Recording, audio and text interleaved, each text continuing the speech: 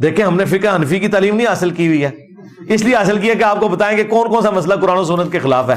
اگر مجھے نہ پتا ہو کہ یہ کیا کچھ کر کے گئے ہیں تو میں آپ کو کیسے بتاؤں؟ السلام علیکم ورحمۃ اللہ وبرکاتہ۔ سامعین گرامی قدر، آپ نے گستاخ زمانہ بزبان محمد علی مرزا کا نام سنا ہوگا۔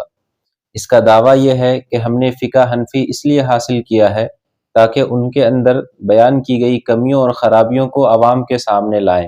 دیکھیں ہم نے فقہ حنفی کی تعلیم نہیں حاصل کی ہوئی ہے، اس لیے حاصل کیا کہ آپ کو بتائیں کہ کون کون سا مسئلہ قرآن و سنت کے خلاف ہے۔ اگر مجھے نہ پتا ہو کہ یہ کیا کچھ کر کے گئے ہیں تو میں آپ کو کیسے بتاؤں؟ آج کی اس ویڈیو میں ہم دیکھتے ہیں کہ مرزا نے فقہ حنفی کی کتنی تعلیم حاصل کیا۔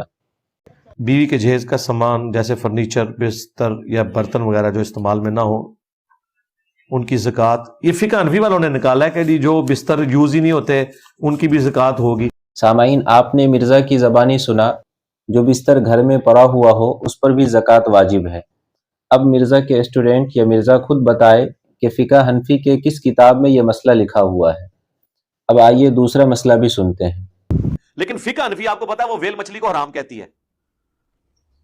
بڑے بزرگ لکھ گئے، وہ کہتے ہیں جی ویل مچھلی کو اس لیے ہم حرام کہتے ہیں کہ مچھلی نہیں ہے، یہ میمل کی ایک قسم ہے، یعنی یہ انڈے نہیں دیتی، یہ بچے دیتی ہے۔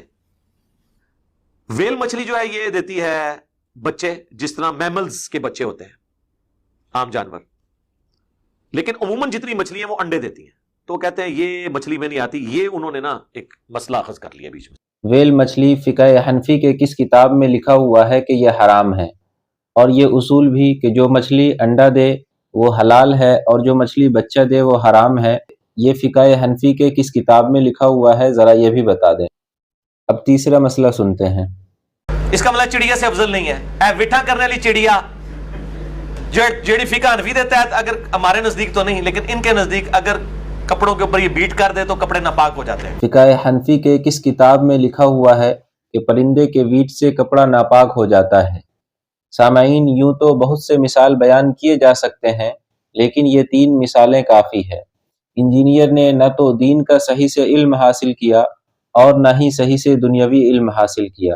انجینئر کی مثال دھوبی کی اس گدھے کی طرح ہے جو نہ گھر کا رہا نہ گھاٹ کا رہا، خود بھی گمراہ ہوا اور بہت سے لوگوں کو بھی گمراہ کیا۔ استغفر اللہ۔ اخیر میں اللہ سے دعا ہے کہ اللہ تعالیٰ امت مسلمہ کو محمد علی مرزا کے فتنے سے محفوظ رکھے، آمین یا رب العالمین۔